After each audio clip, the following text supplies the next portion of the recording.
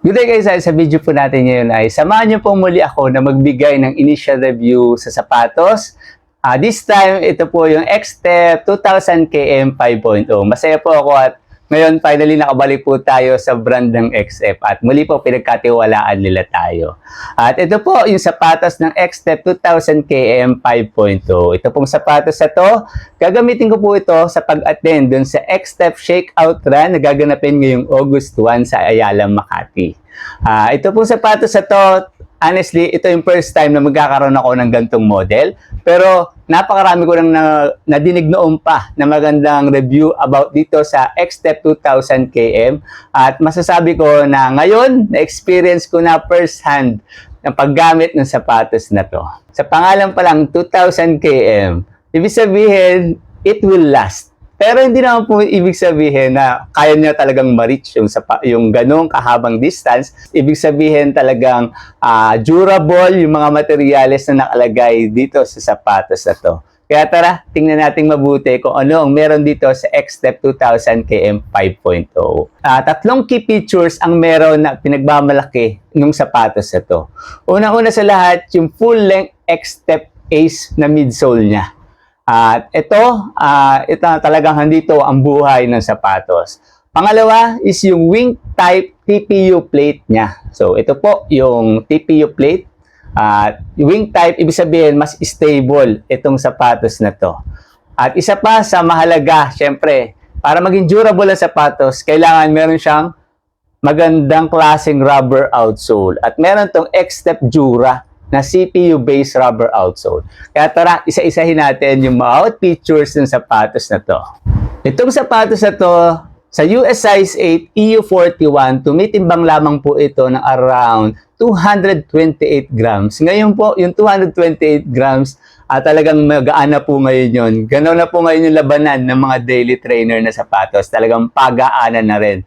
Kaya masasabi ko na yung 228, magaan na po yun para sa isang daily trainer na sapatos. At ngayon po, meron tong 7mm drop from heel to toe. 7mm, mas relax yung ganung pakiramdam. Asahan natin pag 7mm, pwede natin itong gamitin sa walking tsaka sa daily commuting. Simulan po muna natin uli sa upper material. Ito pong upper material ay single mesh upper material. Makita po natin na talagang breathable yung upper material na to from dito sa toe box hanggang dito sa side niya. Masasabi ko naman po sa experience ko sa paggamit nito sapatos na to, talagang well breathable yung upper material ng sapatos at mahipo mo pa lang dito talagang maganda at ramdam mo na matibay yung gantong klase ng upper material. Actually, meron pong testing na ginawa si X-Step dito sa upper material nila at lumabas doon sa pag-aaral na up to 100,000 times na pag-bend or pagbaluktot dito sa upper material ay still intact at buo yung upper material ng sapatos. Dumaan din to sa abrasion test at talagang nakapasa din at meron tong 80,000 plus na rating para sa ganong klaseng test. Kaya masasabi na talagang matibay, durable yung upper material na nakalagay dito. Pero syempre, kailangan yung upper material para sa isang daily trainer, kailangan well supported siya. Dito po sa toe box, makikita po natin dito na may extra layer dito sa toe box na talagang magbibigay ng protection sa mga toes natin. Pagdating naman po dito sa heel part, medyo malambot po yung dito sa ibabaw ng heel part. Pagdating naman sa likod, enough yung support na ganito. Pero ito po kasi, itong parang plastic plate na to sa side ang nagbibigay ng talagang suporta sa heel. Malaking tulong itong gantong klase ng parang plate sa magkabilang side ng sapatos. Pagdating naman po dito sa lace niya, yung lace niya magandang klase. Medyo stretchable siya ng bahagya. Yung haba niya kasarapan lang kahit i-runner's knot natin. Ang isa sa gusto ko rito, itong tang niya. Sa dami ng mga daily trainer ko, itong nasa X-Step ang parang isa sa pinaka-premium or sa comfort na masasabi ko. Maganda, na-amaze ako dito sa tang niya. Ayun, masasabi ko po, maganda yung nakalagay na upper material dito sa X-Step 2000 km 5.0. Pumunta naman po tayo sa midsole ng sapatos. Gumamit sila ngayon ng full-length X-Step Ace at according sa pag-aaral nila, itong midsole na to is nagbibigay ng 5% na running efficiency sa gagamit na runner. At itong X-Step Ace, nagbibigay ito ng up to 70% na rebound or energy return kung ikukumpara sa mga ordinaryong midsole. At ito naman po kasing X-Step Ace, yung midsole na to, wala po itong carbon fiber plate. Pero meron po itong, yun nga sinasabi ko kanina, wing types TPU plate. Ibig sabihin parang letter U siya sa may bandang arch area hanggang sa bandang likod na nagbibigay ng overall stability dito sa sapatos. Mahalaga na stable ang isang daily trainer dahil talagang ito yung magko-cover ng napakarami nating milyahe sa training. At bukod po sa wing type TPU plate, meron din dito po na plus 2 mm dito sa midfoot area. Ibig sabihin mas stable na ngayon itong sapatos na to.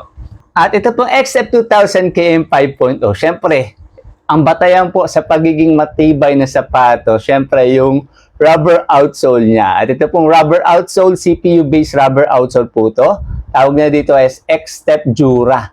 Pangalan pa lang, Dura. Ibig sabihin, durable talaga. Dumaan po to sa DIN testing. Ibig sabihin po ng DIN is abrasion testing. At according po sa mga pag-aaral, mas mababa ang makukuhang result ng score ng isang sapatos sa rubber outsole, mas matibay siya. Hindi siya agad nauupod.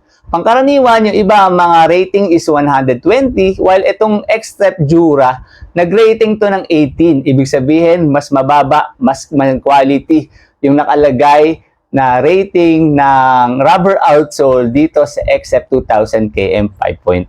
At isa sa magandang features na to, yung mga lugar na critical sa ating mga runner na madalas dating nauupod gaya dito sa outer, sa inner, dito sa heel, lalong-lalo pag sa mga nag-heel drag, ni-reinforce nila, mas kinapala nila ng plus 3 mm yung mga parte na yon para talagang mas maging matibay at mas tumagal itong sapatos na to. Pagdating naman po sa experience ko sa paggamit ng sapatos na to, ito pong sapatos na to, tinesting ko po to out of the box. Gusto ko lang testingin dahil ito pong sapatos na to, talagang nakakategorize to as a all-around daily trainer na sapatos. Ibig sabihin, easy run, long run, or ordinary runs natin, kayang i-cover ng sapatos na to. Wala na pong duda doon. Pero dahil, syempre, gusto kong testingin, kung kaya ko ba nitong i-handle yung interval or mga tempo pace natin, ginamit ko po agad to. Sub 20 na 5K. Tinesting ko lang kung ano ba yung pakiramdam na gamitin to sapatos na to, kahit break-in yung sapatos. So, nagawa ko naman po at nagawa ko na sub 20 5K. 19 minutes 30 seconds ko po nakuha yung 5 kilometers at yun, na-testing ko na pagdating sa speed session. Ayun, punta naman po tayo sa mga pacing na na-experience ko paggamit itong sapatos na to. Pag around mga 6 to 6:30 ang pacing or mas mababa pa, hindi ko ganong ramdam yung energy return ng midsole pag ganong mga pacing. Kasi ito pong midsole na to, hindi naman siya sobrang lambot kasi. Medyo on a firmer side yung midsole nitong X-Step Ace. While pag pumipacing ka na ng 5 to 5:30, yun, mararamdaman nyo na po yung energy return ng sapatos na to. Itong sapatos na to, nagamit ko na nga po ito ng sub 20 na 5K at masasabi ko po na para sa akin ang limitasyon nito is kulang 4 na pace, around 350s. Pag po ganon, ang mini-maintain ko, nararamdaman ko na po na medyo nag-accumulate na ng hotspot yung paa ko dito sa sapatos na to. While tingin ko kasarapan na kaya kong i-maintain tong sapatos na to sa mas mahaba or hanggang sa middle distance na walang hinto, siguro mga around 410 to 430. Kayang-kaya kong i-maintain yung pagtakbo dito sa sapatos na to sa ganong klaseng pace na wala akong mararamdaman na irritation or hotspot sa paa ko. Dahil ito pong sapatos na to, wala naman po talaga tong carbon fiber plate. Kaya talagang hindi naman siya talaga dinesign na talagang gamitin natin sa all-out speed. Pero still, para sa akin, sa experience ko, pwede natin itong gamitin sa mga race day natin. Dahil yung iba talagang hindi naman po talaga naghahangad ng carbon fiber plate yung ibang ka-runner natin. At mas pinipili pa rin naman po ng iba na gumamit ng non-carbon plated shoe na sapatos para sa mga race day nila. So, ito po yung initial review ko at experience sa paggamit dito sa X-Step 2000 KM 5.0. Pakilike niyo po yung video kung nagustuhan nyo. Mag-comment po kung may additional question po kayo. At sana po patuloy niyo po akong suportahan sa mga darating pa nating mga review video dito sa channel. Muli po, maraming po salamat sa inyong lahat. God bless po sa lahat. ngayon, tatry ko itakbo itong Xtep 2000 km 5.0 ng 5 kilometers. 3:45, 1 km. Medyo mainit na ako nag-start. Magsa 7 na yata. 7 AM. 2K na, 3:53. 3:57 para sa 3K. 4 minutes, 3 seconds para sa 4K. Last one. Pagod. 500 meters. Last 5K, 3:55. Pagod. Ang init.